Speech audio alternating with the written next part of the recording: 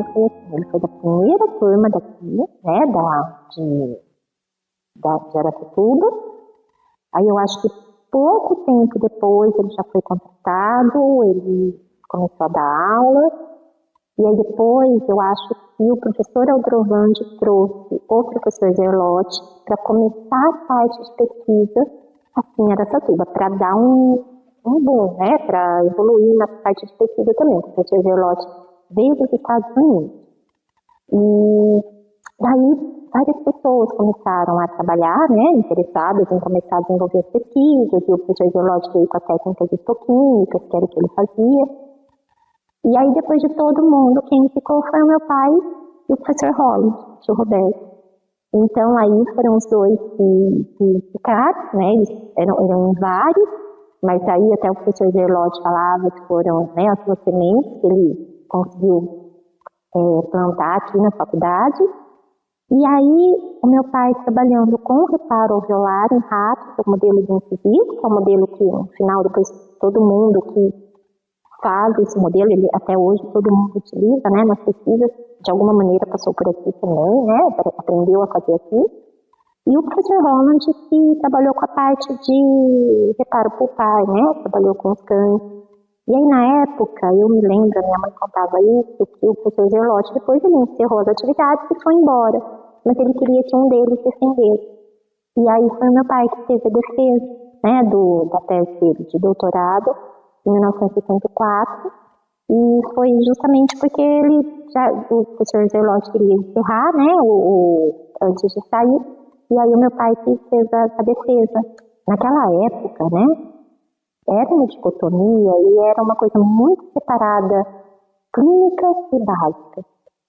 E se você for pensar, ele ousou, né, porque ele era da cirurgia e começou a trabalhar com cirurgia experimental, e ele mesmo começando a trabalhar com ferramentas relacionadas à pesquisa básica para responder questões clínicas.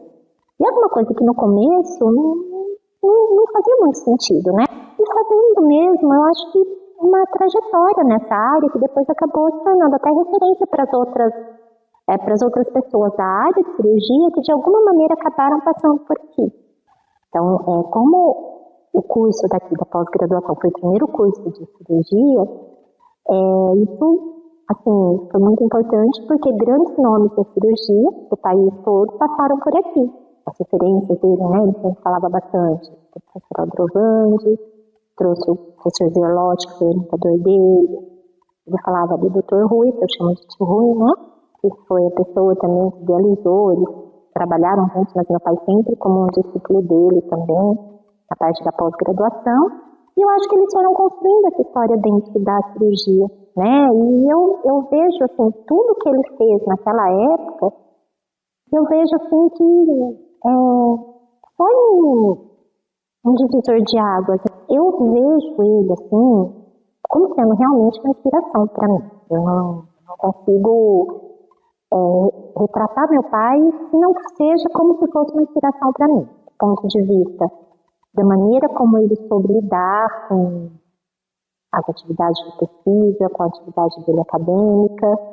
Ele era uma pessoa ele era entusiasta, ele era uma pessoa que mesmo tendo feito tanta coisa, ele ainda se empolgava com coisas novas que a gente trazia. Eu achava isso massa. De uma humildade incrível, porque eu acho assim que não tinha pessoa mais humilde que ele, que aceitava qualquer tipo de crítica, qualquer tipo de coisas que as pessoas iam falar a respeito do trabalho, das pesquisas. O intuito dele sempre era tentar melhorar, tentar fazer as coisas da melhor maneira possível, com muita paciência, com muita ética, muito correto. Então, assim, não tem como não se inspirar. Eu sinto muita falta da serenidade. E depois que eu comecei a trabalhar na faculdade, e a gente tem essa correria do dia a dia, e a aula, e a pesquisa, e a aula, e ele ainda tinha também uma parte de gestão que ele fazia, e muita pesquisa. Eu tive a oportunidade dele, de ter a vivência dele como meu pai.